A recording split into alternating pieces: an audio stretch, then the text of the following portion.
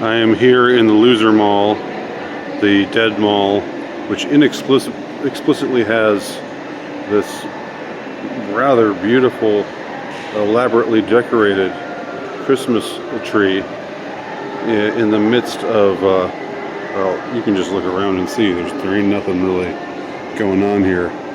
I think I've been here before. This is the Savannah Mall. They've got the Bass Pro Shops, which does good business, but it seems to have sealed itself off from the mall entirely.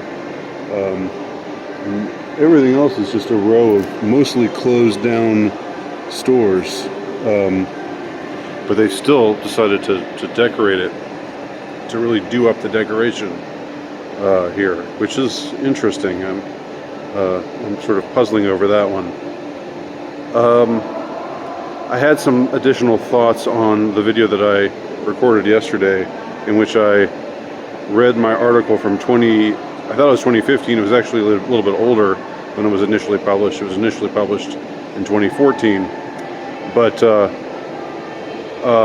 in that article, I talk about how I was perhaps present. I'm not saying I was, any kind of, I played any kind of interesting role in the events that went on, but I was present. I was nearby when what might have been the very first campus hate crime hoax took place. And if you haven't seen my video from yesterday, you can see me read that article from yesterday. It was a long time ago, 1989, and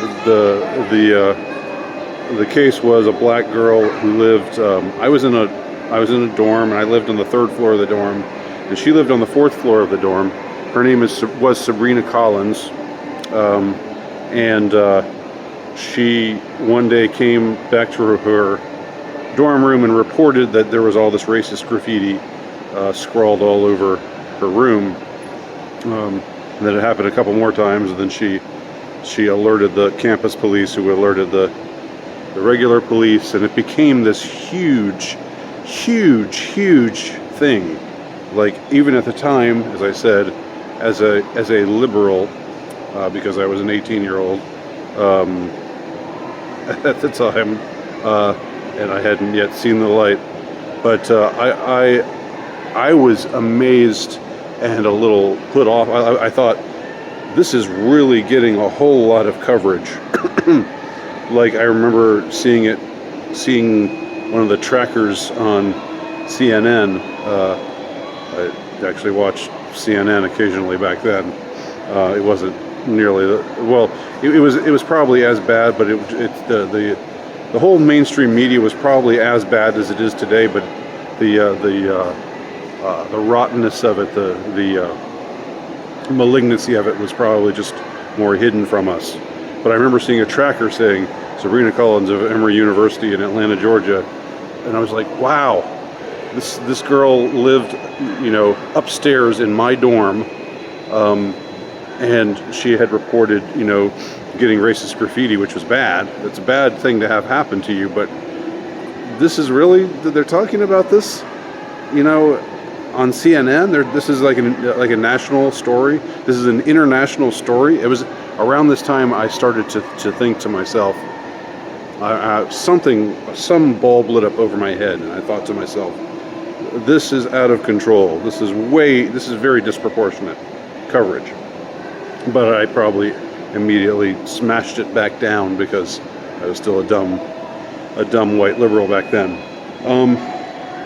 Anyhow, it came out later that they investigated, and due to a host of clues, they reported that they thought that she had deliberately committed the act herself, that she had scrawled the graffiti in her own room, and that it was because she was in academic trouble, and she was accused of cheating on a test or something, and this was to create a distraction.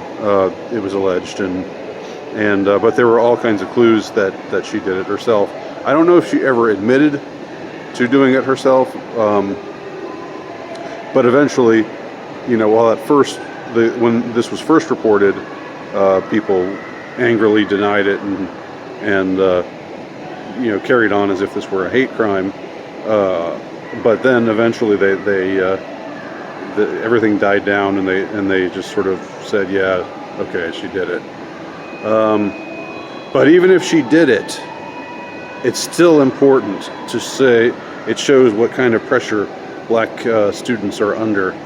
So in other words, she got a pass for doing what she did because she was, because racism. And I just, it's striking me now. This is like a long time later, 30 years plus later. That might have been the start of the whole campus hate crime hoax, but maybe the whole hate crime hoax industry in general got its start with Sabrina Collins. I have no idea where she is now, and hopefully, I don't want to. I'm not recording these videos to try to out her or to try to find her or do anything like that. Hopefully, she got on the right path and is leading a good life, and I wish her well. But I just, it's incredible just somehow to think this whole history that we've seen time and time again, and most outrageously recently with Jussie Smollett, and humorously with Jussie Smollett and his two Nigerian cohorts. It's just incredible. They keep going back to that well over and over and over again, and people take it seriously over and over and over again. Nobody suspects anything at first because you're not allowed to suspect such a thing. You're a bad person if you suspect. If this looks a little hinky to you, you're not allowed to say so. But there's time and time again, especially on campuses, and at least a few years ago, there was a website that was cataloging campus hate crime hoaxes, and I'll see if I can find it again and post it again. But to think I was there when it all started is well, it's wild. It's interesting. It seems somehow significant, although I don't know what in the heck the significance of it was. By the way, my impression of her, I didn't know her at all. My impression of her was that she seemed like a nice girl. She was very soft-spoken, and so, of course, that doesn't. You never know. The biggest psychos are the most soft-spoken. I'm red-pilled now on the woman. But I'm kind of thinking about the lady from the Police Academy movies. This is really dating me. Who it was all the black lady from the Police Academy movies who was like, "Oh, please stop!" And then she would get, "Sit down now." I'll see if I can find that link to that character too. She would just reach a point where she would just go nuts. Anyway, I don't know where any of this is going, but sitting here in this kind of absurdist place in this mall that's just dead as dead can be, but Christmas is still alive here and well funded, and there's even a place down there where Santa sits, but as you can see, there's no Santa. It's a bare chair. It's a it's a sede vacante for my Roman Catholic friends. Anyway, thanks for watching. Not sure if anything new was unearthed here, but I just felt the need to follow up my video from yesterday in a more kind of person-to-person kind of way instead of just reading by rote from an article.